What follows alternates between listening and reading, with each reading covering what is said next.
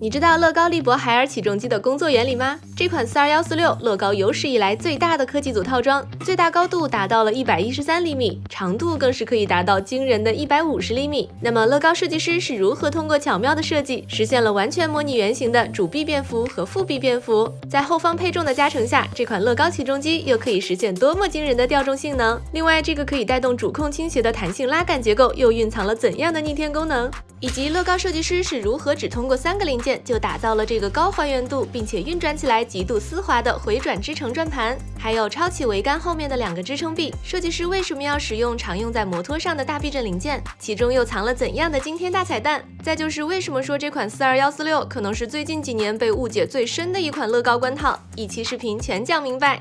先从这个巨大的包装看起，整个物流箱的重量达到了9.4公斤，里面的彩盒也是有8公斤。不得不说，彩盒看起来确实还是非常震撼的。虽然右下角标注的零件数只有2883片，但是整个套装的规模其实和6000多片零件数的10316瑞文戴尔至少是同一个级别，成品尺寸其实还要大一些。彩盒侧面这里也可以看到，套装内包含了2套 Control Plus 主控以及6套大号角度电机。打开彩盒，除了一本拼搭手册以外，还有5个不同高度的零件分盒。电控组件和配重块一盒，另外还有3个盒子装的是一些用量比较大的大尺寸零件，其他的零件分包则全部装在这个最大的盒子里面，一共包括了23个零件分包，5个大步骤。配套的电控组件按照目前大概的市场价180和210来计算，总价超过了1600。套装中不含电池，所以我们需要准备一共12枚5号电池。拼搭手册装在白色信封袋子里，一共有2本，总步数是833步，不均3.3个零件。开篇用了6页的篇幅，对原型以及积木的设计做了一些图文介绍，然后贴纸也是有这样的一张。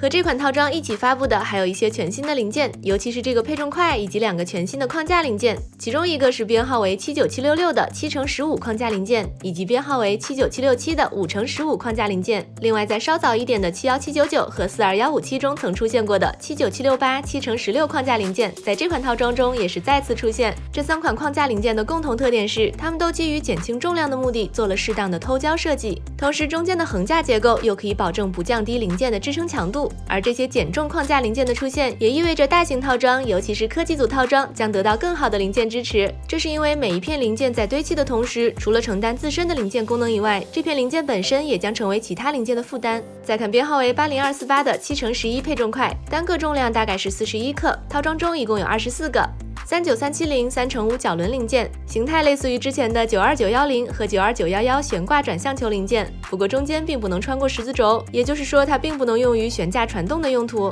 80295 4×4×3卷筒零件，相比之前的32012更大的尺寸，支持缠绕更长的绳子。那接下来我们就一边开工一边看一下它的内部工作原理。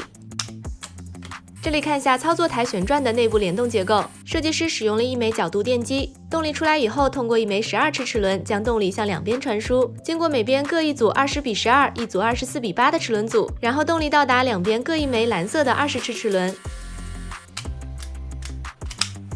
进一步的回转支撑转盘的下部结构，除了大量框架零件的应用，使得整体结构非常的牢固以外，设计师在这里还使用了双层，每层各4枚42121 11×11 1/4圆环形齿条零件。不过内圈的齿条在这里并没有实际的用途，重点是中间这里的滚道结构，它可以恰到好处的适配乐高设计师专门为它设计的轴承模块，可以看到运转起来非常的丝滑。而如此丝滑的背后是4274 1/2光滑销、50254小号火车轮以及22484球头这3枚零件搭建出的可以2级光滑转动的滚子结构。进一步的回转支撑转盘的上部结构，同样使用了2层共8枚24121，装上去以后运转同样丝滑。而为了最终驱动旋转，还需要加入2枚28齿齿轮，这里的齿轮比是5:1，因此电机到回转支撑转盘的总齿轮比是35:1。底盘部分，设计师设计了8组，共16枚32198 20齿锥齿轮作为支重轮。行走机构部分，每边各使用了1枚大号角度电机，动力出来以后，经过2组20:12的齿轮组，然后到达这枚自带5.5:1齿轮比的46490悬挂驱动桥，总齿轮比是15.3:1。整个底盘部分拼完以后，可以看到整体强度还是非常不错的。这里的 Control Plus 主控也是做了快装快拆的设计。在装完整个底盘以后，我们也可以按照手册上的提示，对底盘的行走做一下必要的测试。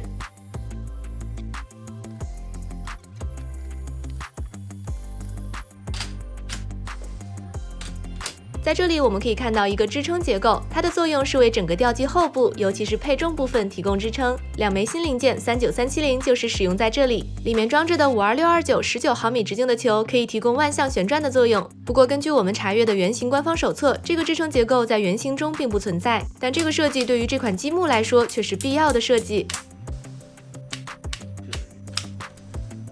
这里可以看到一个比较特殊的结构，一组18940和18942齿条组合，在2根皮筋的作用下，实现了一个类似于弹性拉杆的作用，同时在拉杆运动的过程中，同步带动主控的倾斜。大家可以记住这个设计。另外，有玩家知道它是做什么用的吗？这里也可以看到第2枚 Control Plus 主控，同样也是做了快装快拆的设计。而操作台上的这3枚角度电机，在后面将分别负责3组线缆的操控运动，从前往后分别控制副臂变幅卷扬机构、提升卷扬机构以及主臂变幅卷扬机构。值得注意的是，由于后面有滑轮结构，所以这3枚电机的动力都是直接到达卷扬机构，中间并没有通过齿轮组进行减速。这里可以看到超起桅杆的支撑结构，设计师使用了2枚常用在摩托上的69633 18单位避震零件。这枚零件并不只是简单的起到支撑的作用，更重要的是它是对圆形的防后倾油缸的还原，并且这里还有一个隐藏的大彩蛋。而采用几个新零件搭建出的臂架，拿在手上可以感觉到还是比较轻的，不过结构强度却是非常的牢靠。那再往后的搭建过程，基本就是臂架的搭建，以及尤其是几组滑轮组，还有相关的穿绳工作。乐高的拼搭手册对于穿绳的图示还是非常清晰的，基本不会遇到什么问题。整个起重机主要包括3组滑轮组，也是分别对应之前提到的3个卷扬机构，其中副臂变幅和主臂变幅都是采用了2个定滑轮配3个动滑轮的滑轮组设计，也就是只需要1/6的力，但同时也需要6倍的移动距离。而提升机构则是采用了1组动滑轮。爆肝了15-16个小时，这款乐高有史以来最高的科技组套装42146利博海尔起重机就拼好啦！最终拼好的成品，不得不说还是非常震撼的。官方标注高度为100厘米，长111厘米。不过在极限操控情况下，高度最高可以达到113厘米，长度最长则是150厘米。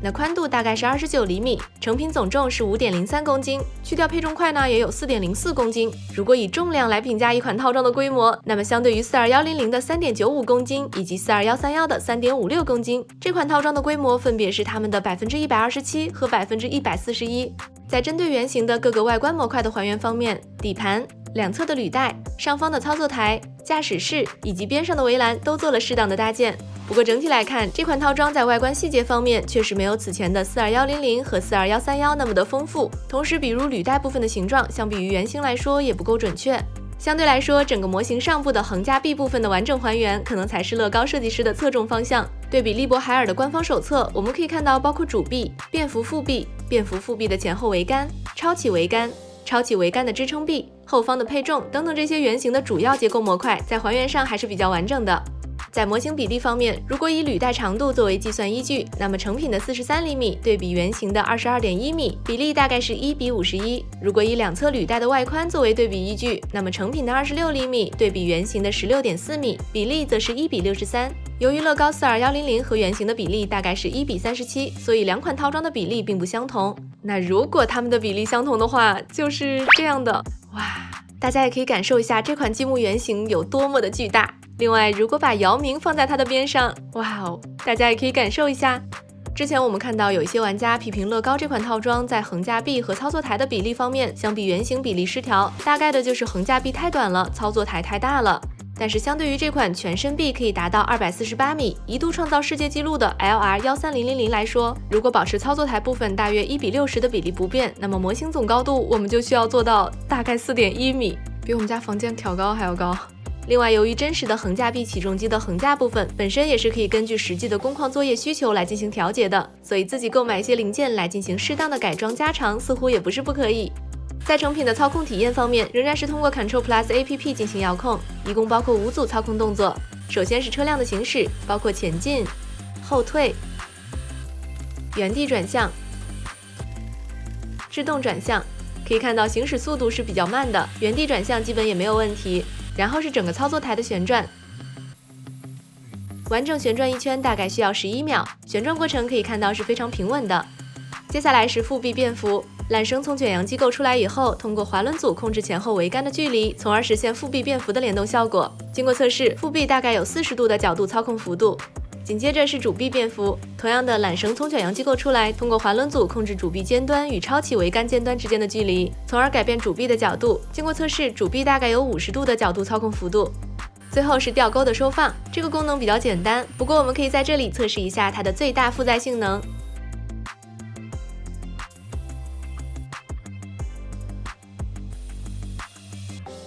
在不额外增加后方配重的情况下，经过测试，这辆起重机最高可以升起大概1公斤多的物体。那大家觉得这个表现还可以吗？如果我们把尾部彻底固定住，或者说如果尾部配重不成为瓶颈的情况下，2公斤多也是完全没有压力。除了上面这些基本的操控动作，我们还可以在 APP 中直接拖动吊臂，或者直接选择预设好的一些模式。和此前所有的 Control Plus 工程类套装一样，当操作达到极限位置以后，都不会发生打齿的问题。不过 Control Plus 系统的强大远不止如此，注意看，非常炸裂的功能来喽！当起重机的负载不断增加，可以看到整个横架臂连同操作台都会发生相应程度的倾斜。如果进一步增加负载，整个起重机包括底盘部分甚至都会发生整体的倾斜。当负载超过极限值，整个起重机则会倾倒。而 Control Plus APP 非常直观的通过图形化的界面，让我们可以实时的看到起重机的负载情况。其中最核心的秘密就隐藏在我们开篇提到的那个可以带动主控倾斜的弹性拉杆结构里面。可以看到，当负载不断增加，主控的角度也就发生相应的变化，同时负载值和角度值之间基本上也是呈线性的关系，所以也可以理解为乐高通过这个弹性拉杆实现了一个类似于弹簧秤的设计。理论上，如果横架臂被固定，同时做一些适当的标定和软件的升级，那么日常拿这个起重机来称一称香蕉、苹果什么的，好像也不是不可以。进一步的，底盘上这枚主控也会实时监测整个起重机的整体倾斜情况。当2枚主控的相关角度数据实时传输给 APP 以后，也就实现了刚才我们看到的这个非常炸裂的功能效果。所以功能、性能以及整体操控体验方面，整体测试下来就是上面这样的情况。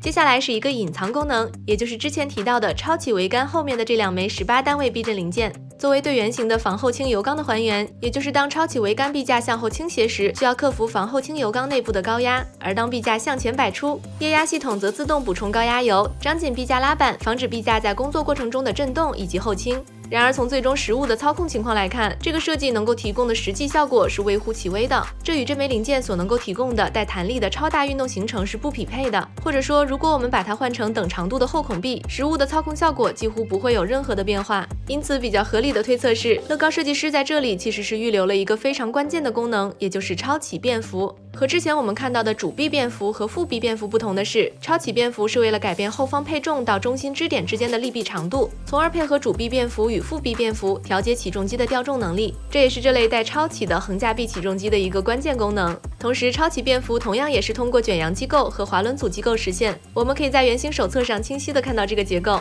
虽然乐高这款42146舍弃了超起便服的相关设计，但实际上我们确实也可以在不增加任何零件的情况下实现超起便服的效果。在这个过程中，可以提供带弹力的超大运动形成的18单位避震零件的作用，也就得到了恰到好处的体现。好啦，那最后总结一下，综合来看，虽然此前大部分玩家对这款套装的普遍评价并不是很高，但我们拼装、测试、体验下来，感觉这款套装并没有那么糟糕，甚至还有不少的亮点。在之前，这款套装的普遍槽点主要集中在横架臂与操作台的比例不协调问题，或者说不够高的问题，履带形状相对于圆形的不一致问题等外观还原问题，以及尤其是还有 PPP 过高的问题。前面的2个问题我们之前已经讲过了。那关于 PPP 的问题，我们觉得这款套装也许并不能简单的使用传统的 PPP 标准去衡量它的性价比。如果我们以重量来对比过去的3款工程旗舰，虽然42100仍然还是绝对的性价比之王，但传奇不可复制，至少42146相对来说也没有那么的糟糕。如果后续价格能够降到2800左右，那么如果按照产品重量来衡量的性价比，将来到和此前42100接近的水平。